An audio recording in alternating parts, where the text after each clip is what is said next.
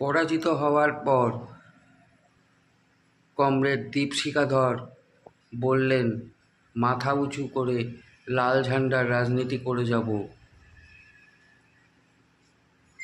এই ভিডিওটা আপনাদের যদি ভালো লাগে লাইক এবং শেয়ার করবেন।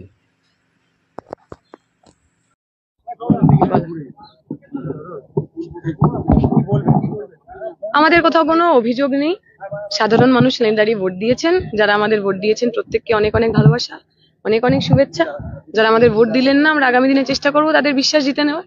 এই তো ছিল না, একেবারেই প্রত্যাশিত ছিল না।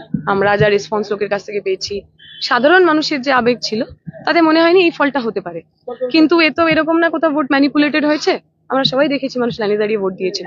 ফলে আমাদের অভিযোগের কোনো জায়গা নেই। মানুষ হয়তো চেয়েছে বিজেপিকে হারাতে, এখানে তৃণমূলের সরকার তারা চেয়েছেন, কেন্দ্রে বিজেপিকে হারাতেই হবে, অতএব যারা ধর্মনিরপেক্ষ মানুষ তারা সবাই তৃণমূলকে ভোট দিয়েছেন, হতে পারে। আবার যে মানুষ তৃণমূলের চুরি চুরি থেকে একদম বীতশ্রদ্ধ, তারা বিজেপির মানে অ্যান্টি তৃণমূল ভোটটা ভাগ হবে না, এই কারণে বিজেপিকে ভোট দিয়েছেন। এরকম কনসলিডেশন হয়েছে, সেটা আমরা খুব পরিষ্কার।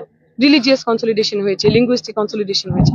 যেটা আমাদের মনে হয়েছিল পঞ্চায়েত নির্বাচন থেকে বাইনারিটা ব্রেক হয়েছে, সেই বাইনারিটা ব্রেক হয়নি। আমাদের ইন্ট্রোস্পেক্ট করতে হবে, যে কাজগুলো আমরা করতে পারিনি সেই কাজগুলো করতে হবে, মানুষের কাছে ফিরে যাওয়া।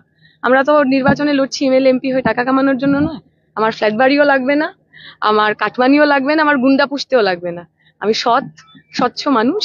আমি সাহসের সঙ্গে মাথা উঁচু করে লাল ঝান্ডা রাজনীতি করব। আগামীকাল আপনারা আমাকে আমার কাছে দেখতে পাবেন।